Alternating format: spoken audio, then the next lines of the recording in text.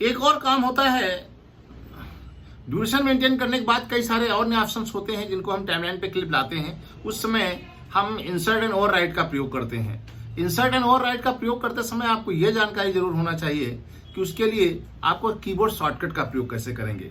उसमें FN button आपका बहुत अहम रोल अदा करती है। FN बटन का प्रयोग करके शॉर्टकट कीज को कैसे मैनेज किया जाता है, चलिए देखते हैं और समझते हैं क्या है शॉर्टकट कीज की दुनिया FN की के द्वारा। कीबोर्ड में दी गई एक विशेष की यानी बटन के बारे में बताना चाहते हैं कि उसका प्रयोग किस तरह से किया जाता है। मैक के हर कीबोर्ड में एक स्पेशल बटन बनाई गई है जिसको हम लोग FN बटन बोलते हैं या FN की के नाम से जाना जाता है। यह की मैक सिस्टम में कार्य करने के लिए बहुत ही उपयोगी और आवश्यक की है। सबसे पहले हम इसके महत्वपूर्ण कार्य प्रणाली के बारे में बताना चाहते हैं।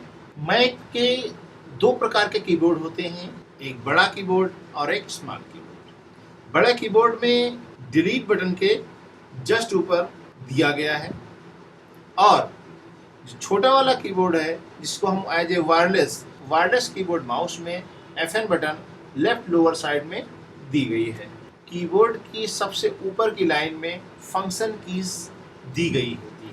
प्रत्येक फंक्शन बटन पर एक विशेष कार्य का आइकन बना रहता है। इसका मतलब है इस बटन का प्रयोग हम दो प्रकार से कर सकते हैं। इन कीज पर मौजूद दूसरे ऑप्शन का प्रयोग करने के लिए हमें FN मानी फंक्शन की का प्रयोग करना पड़ता है। इस फंक्शन बटन का प्रयोग बिल्कुल शिफ्ट बटन की तरीके से किया जाता है जब हम टाइप करते हैं। टाइप करते समय जब हमें कैपिटल कैरेक्टर का प्रयोग करना होता है तो शिफ्ट के साथ प्रयोग करते हैं, नॉर्मल कैरेक्टर का प्रयोग करना होता है तो हम शिफ्ट की का प्रयोग नहीं करते हैं। इसी प्रकार फंक्शन बटन का भी प्रयोग किया जाता है। इसी प्रकार फंक्शन कीज के दोनों ऑप्शन में से एक ऑप्शन को सामान्य और दूसरे के लिए फंक्शन बटन की आवश्यकता होती है। यदि आप प्रथम कार्य को फंक्शन बटन के साथ करते हैं तो दूसरे कार्य को सामान्य तरीके से प्रेस करके कर सकते हैं। इसके लिए हमें कुछ बेसिक सेटिंग में परिवर्तन करने की आवश्यकता होती है। इसके लिए भी हम सबसे पहले एप्पल पे क्लिक करेंगे, सिस्टम प्रेफरेंस पे क्लिक करेंगे और सिस्टम प्रेफरेंस विंडो को ओपन करेंगे। इसके लिए सबसे पहले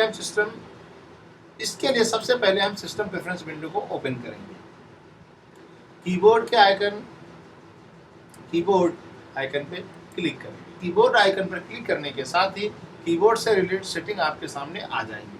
टिक बटन, दो ऑप्शन टिक बटन के साथ प्रयोग किया जाता है।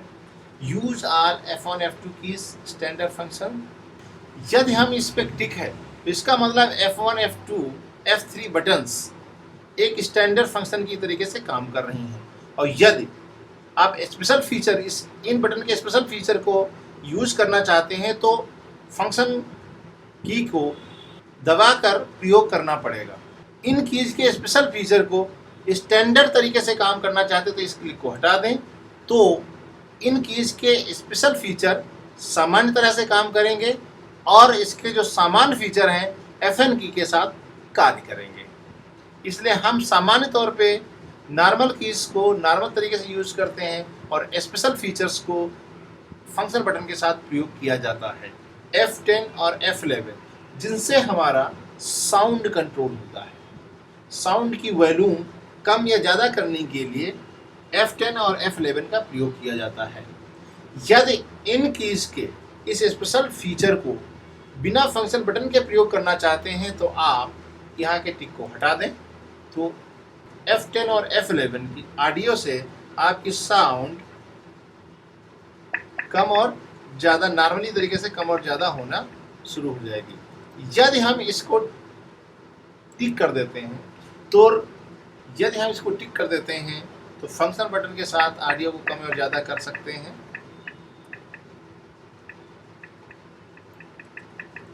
और यदि इनको टिक नहीं करते हैं तो सामान्य तौर से इसकी ऑडियो को कम और ज़्यादा कर सकते हैं। इसका प्रयोग सबसे ज़्यादा हम लोग करते हैं। इसके अलावा F9 और F10 का प्रयोग एडिटिंग में इंसर्ट और ओवरराइट के लिए भी किया जाता है।